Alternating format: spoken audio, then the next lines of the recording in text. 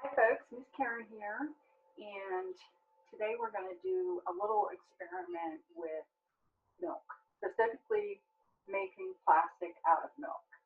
So I will show you the whole process, and then at the end we'll talk about what happened. So I'll see you in a bit. And I've got everything that I'm going to need. That calls the instructions actually call for masking tape, and I don't have any, so I used washi tape. So I've got 4 mugs and 4 glasses. I have some scraps of an old t-shirt, hair elastics because I don't have any other kind of rubber bands, a 1-cup measure, a tablespoon measure, white vinegar, milk, and a large container that I can warm the milk up in. So I'm going to start by pouring all of the milk into the large container. This is a quart of milk, by the way, which is 4 cups. And I'm going to put it in the microwave at medium heat for 5 minutes. So there we go in the microwave. Let's cover our glasses with scraps of t-shirt. And okay, so let's speed through this part. All we're doing is covering each of these glasses with its own piece of t-shirt, and the t-shirt is going to act like a filter, as you'll see in the next part. Okay, so now what we're going to do is take the vinegar and we're going to put the number of tablespoons on the tape in each cup. So 1 gets 1 tablespoon.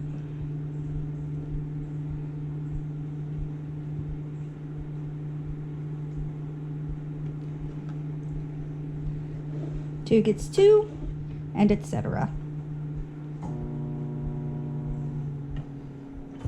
All right, our milk is nice and warm now, so what I'm going to do is put a cup in each mug.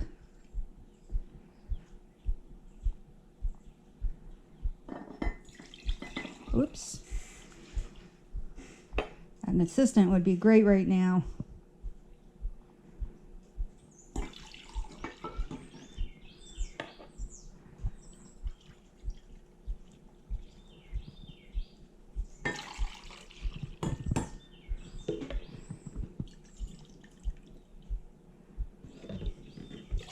Okay, that wasn't quite a cup, so I have a little left over, but that's okay.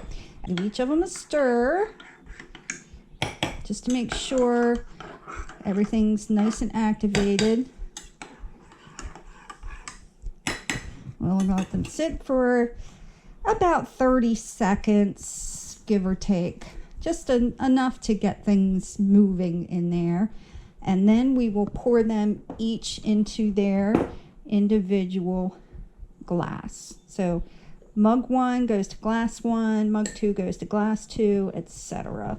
And we'll see what happens. Let me try to secure that a bit better. All right, let's see how this goes.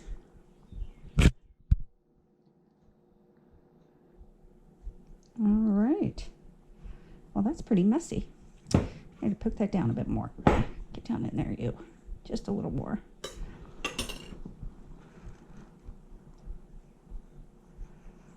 Okay, obviously you have to do this slowly. And there is what we're looking for. Oh, oops. I have 1 glass measuring cup, so we're going to have to take turns. So I'm going to dump it in here. And then you can pour, which might work a little better with something that has a spout. Indeed it does.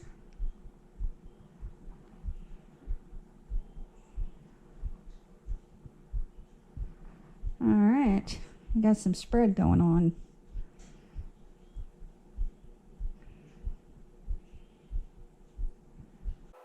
Okay, let's speed through this part. Basically what I did was dumped each mug into the measuring cup and then poured it into its matching glass. It was very messy. It would have helped if I had had larger pieces of fabric and maybe even taller glasses. But it did work out in the end, as you'll see in the next part. So what we've done here is made a kind of plastic called casein. It was used from the, let's see, in the 1930s and 40s, mostly to make things like belt buckles and hair combs.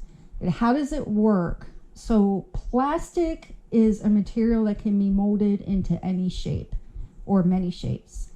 So you might have a plastic grocery bag or an action figure or a lunchbox or a water bottle. They're all made of plastic, but they look different. And the differences come from the way their molecules form into polymers. Let's take a look at what we've made. So this is the one from the 1 tablespoon. It's squishy and wet still. I can mold it and squeeze water out of it. Well, whatever that is. I don't know what that liquid is. So let's put that back down and let's look at the one from 2 tablespoons. There's a little more of it. Definitely still squishy. Definitely still wet. Let me see if I can squeeze some out.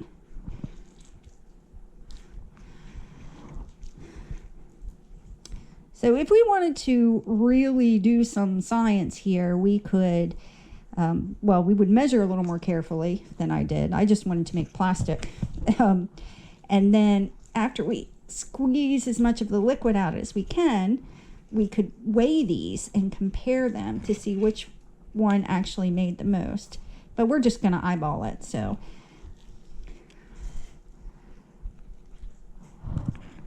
speed through, because why watch the same thing over and over again?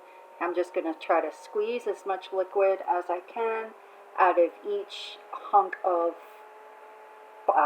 milk solids, I guess you would call them.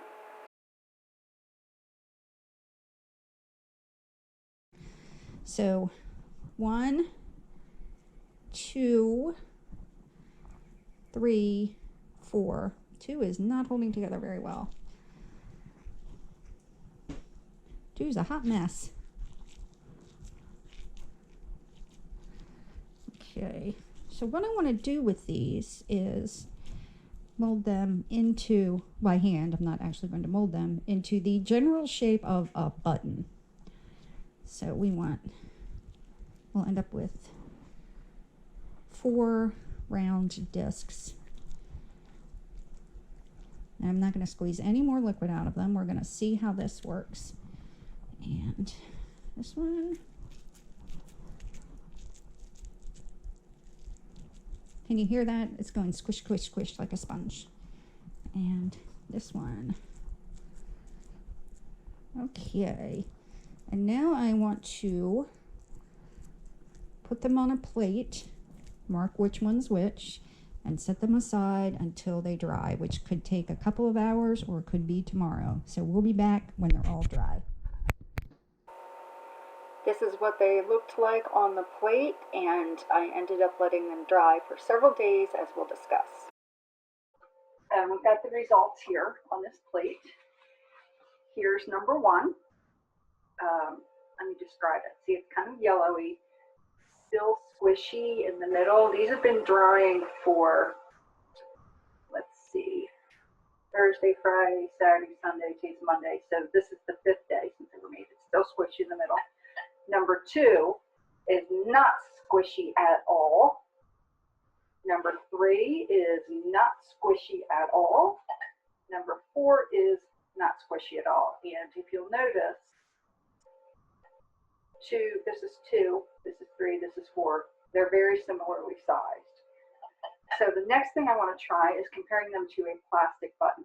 So let's try dropping them and see what they sound like. That's the button. That's 2. That's 3. That's 4. Let's do the button again. They sound remarkably the same, don't they? Now let's try to break them. This is 2. Oh, it does break. And in the inside, it's still just a little squishy. Let's try 3. Also breaks. Still just a little bit squishy. And 4. Also breaks. Still a little squishy. So to make it harder, I could have made them smaller. Since this is much thicker than a button. I'm sure you can see. I think my eyes are crossing. Let me get that up close. There we go. See how much thicker it is than a button.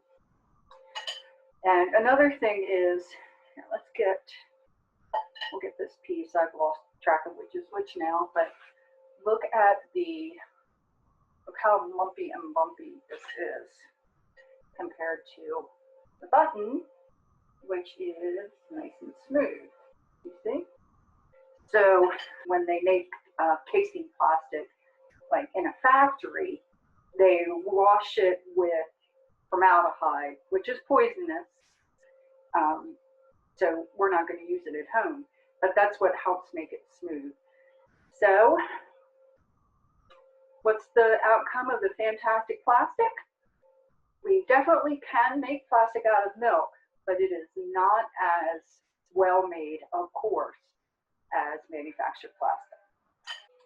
Thank you for joining me. I hope to see you at the next STEM Throwdown. Bye.